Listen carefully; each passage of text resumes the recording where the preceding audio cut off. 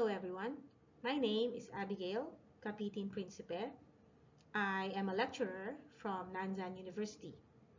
Today I'm going to talk about ReadWorks, specifically how to create a library within ReadWorks. So first off, I will be talking about what ReadWorks is, and I will focus on how I use the library in ReadWorks to encourage my students to read. Okay, so I use ReadWorks because one, it's free, and also it's rather easy to create classes and easy enough to have the students join classes.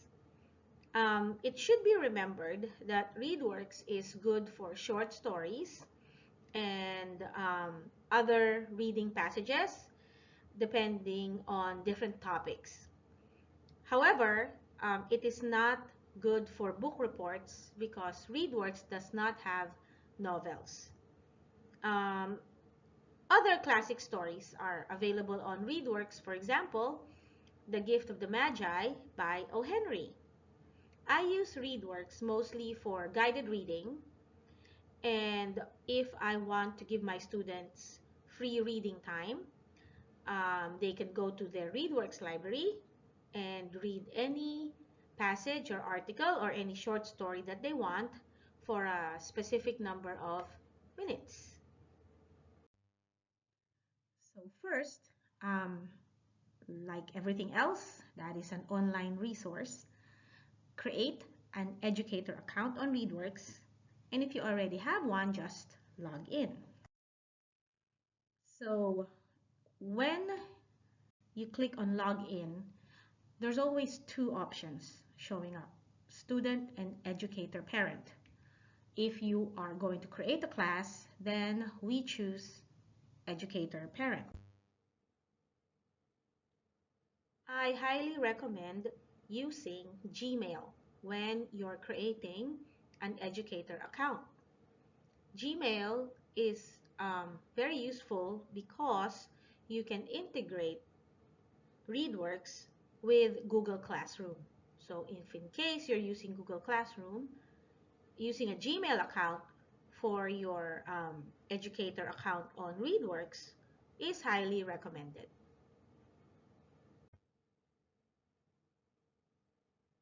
ReadWorks even has a special Google sign-in option. And for those people with Google accounts or for those people using Google Classroom, this is um, better to use than using the roster. So, like I said before, it's better to use a Gmail account or your Google account when you're creating a class and you're using ReadWorks.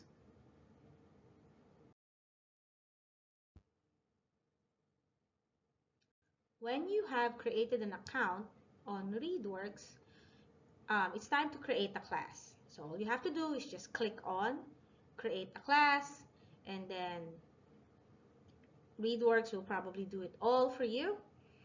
And once you have created a class, it will generate a class code. So this class code is what you will give to your students so that they can join your class. It's very similar to almost all learning management systems that we have used so far, I guess, such as Google Classroom and Teams. Most of those generate a class code. So for ReadWorks, it's the same. You generate a class code, and then the students can enter your class using the class code. Now, once you have a class, invite your students to join your class. So give them the code and then create your class. Now the screen that we are looking at is now the student screen. It is the student login screen, not the educator parent screen anymore. So this time we are going to be looking at what the students will be seeing. So ReadWorks will ask them to use Gmail. So at the start, please inform your students that a Gmail account is necessary. Or if you have a Google Classroom, Just import your class list into ReadWorks. This might be the easiest way to create a class in ReadWorks. Okay.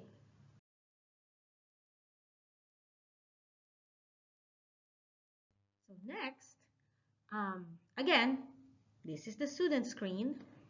Have your students click on the library. Okay, I don't know if you can see that very well, but the student screen has assignments and library. And the assignments is where your assigned readings will show up. So in my case, I have a lot of assigned readings.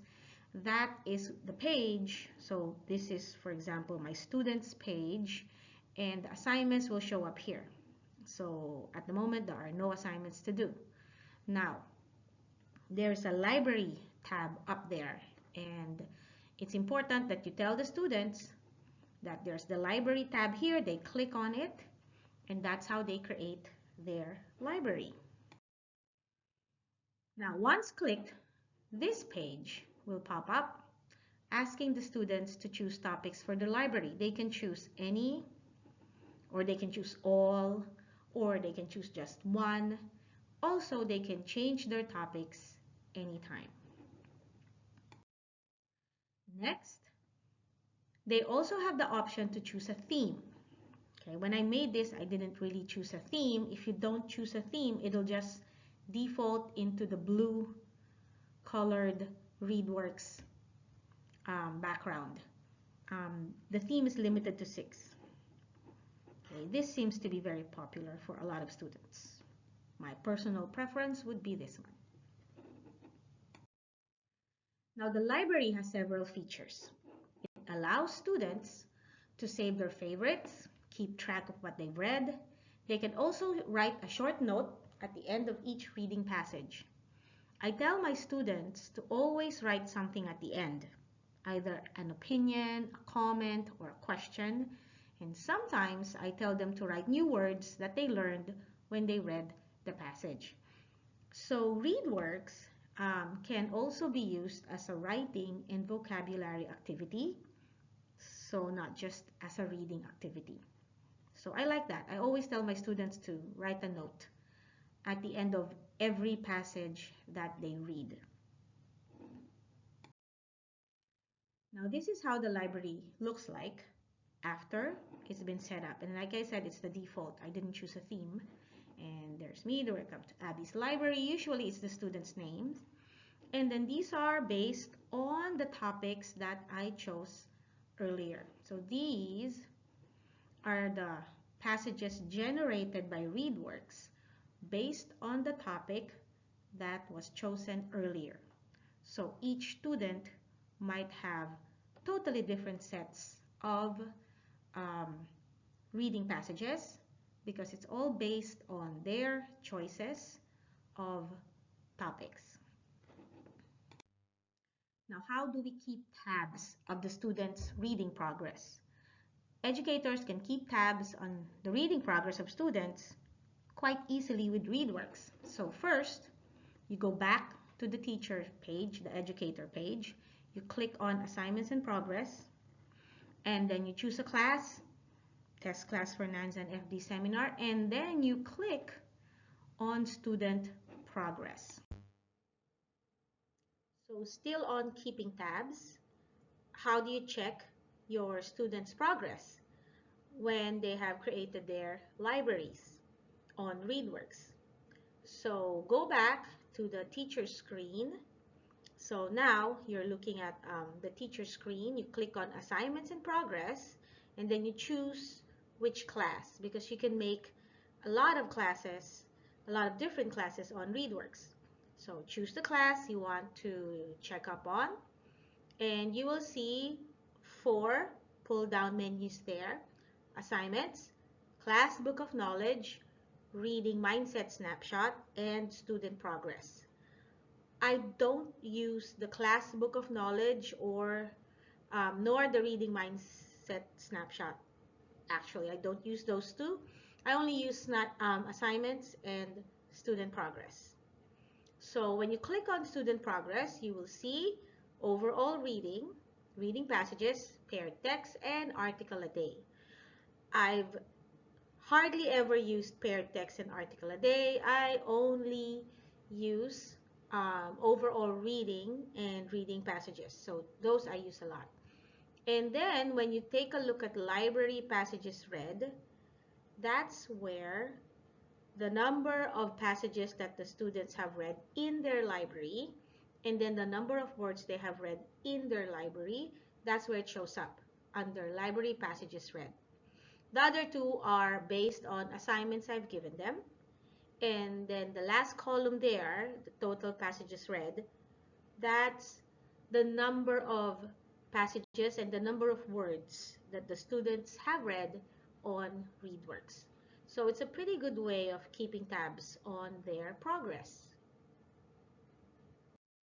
So many students often tell me that they do not like reading, but these same students read voraciously various blogs and websites, so I try to encourage them that reading on ReadWorks isn't all that different from reading websites. I show them short passages. ReadWorks has a lot of short passages, and compare it with an average blog entry on, for example, Line. I hope by doing this, they get to realize that they do not actually hate reading, but it is just a matter of outlook. Um, that they're good, if not great readers, depending on the material. So I encourage them to read many different things. I also encourage them to read in English by paraphrasing the quote given here. I tell them that reading in various languages will give them knowledge that would not often be available if they only read in Japanese. Sometimes it works, sometimes not, but it seems like many students appreciate the explanation I give them about the value of reading English for fun and knowledge rather than for homework. Thank you very much for your time. This ends my presentation. Feel free to message me on Instagram or Facebook or email me. So if there are any questions, please let me know. Thank you.